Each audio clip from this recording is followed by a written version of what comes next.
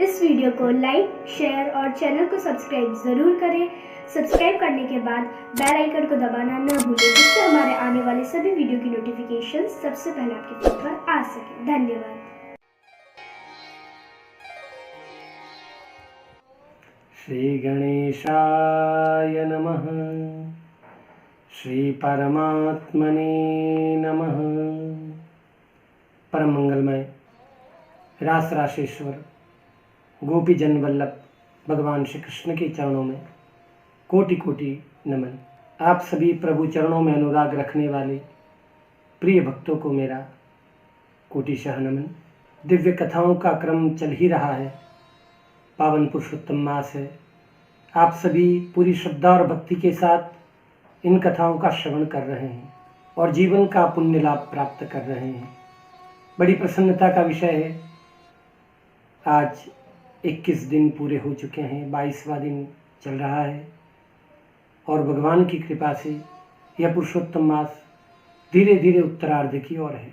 मैं प्रभु परमात्मा से प्रार्थना करता हूँ आप सभी व्रतधारियों का, प्रभु प्रेमियों का यह व्रत, यह उपवास, यह अनुष्ठान निर्विघ्न संपन्न हो और भगवान पुरुषोत्तम आपके सारे अभिष्ट सिद्ध करें, आपके सारे मनोरथ पूर्ण हो। आइए हम कथा प्रसंग में चलते हैं।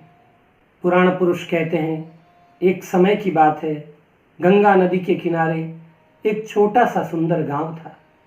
उस गांव में रविशंकर नाम का एक निर्धन ब्राह्मण रहता था। वह बड़ा दयालु और भगवान का भक्त था। सबकी सहायता करता था।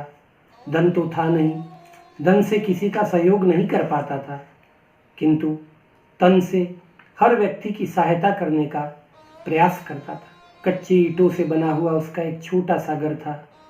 वह उसमें आनंद पूर्वक रहता था और भगवान का भजन करता था। गांव के सभी लोग उससे बड़ा स्नेह रखते थे।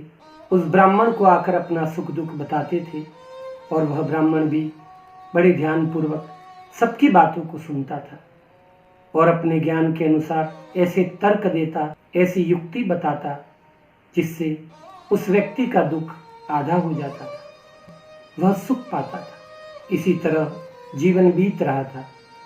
धीरे धीरे समय चक्र के अनुसार पावन पुरुषोत्तम मास आया। ब्राह्मण रविशंकर ने सोचा, मैं भी पुरुषोत्तम मास का व्रत रखूंगा और अखंड दीप जलाऊंगा। पुरुषोत्तम मास आरंभ हो गया।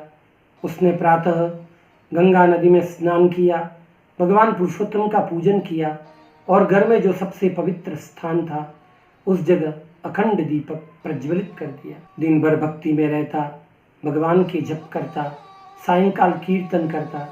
इस तरह समय बीत रहा था।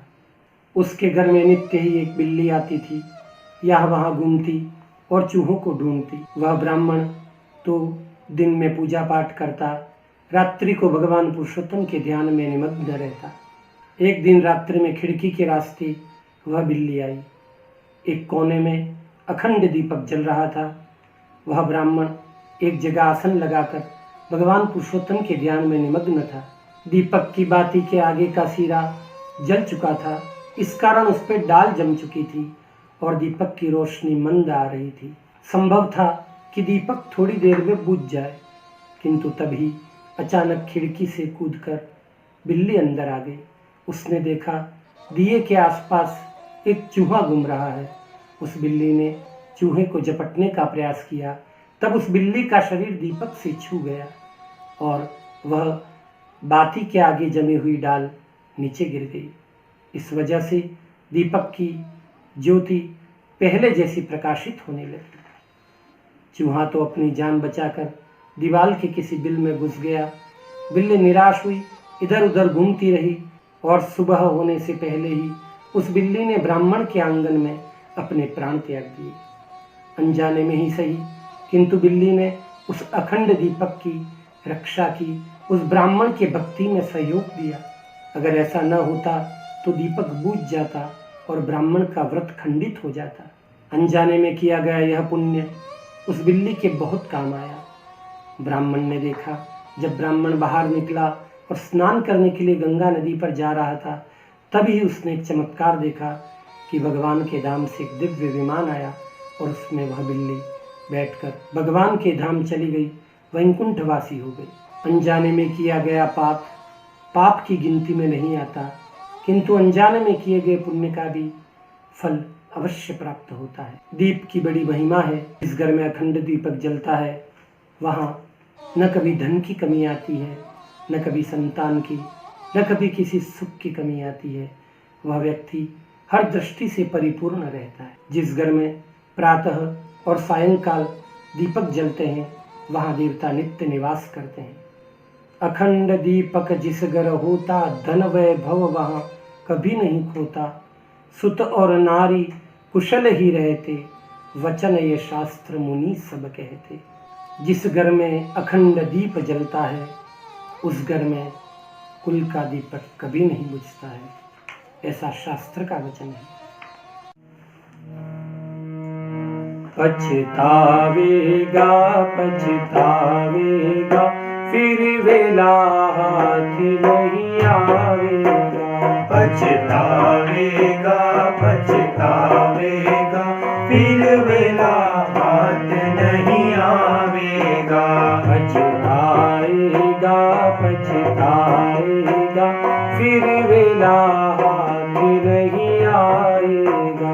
पछतावेगा पछतावेगा, फिर वेला हाथ नहीं आवेगा। नदी किनारे महल बनाया, पर बस अपना धन भी गवाया। नदी किनारे महल बनाया, पर बस अपना धन भी गवाया। नदी किनारे महल बनाया, पर बस अपना धन भी गवाया। नदी किनारे महल बनाया, पर बस अपना धन भी गवाया। पल में वर्षा होए अनाड़ी, महल तेरा धस जाएगा। पछताएगा पछताएगा, फिर वेला हाथ नहीं आवेगा। पछताएगा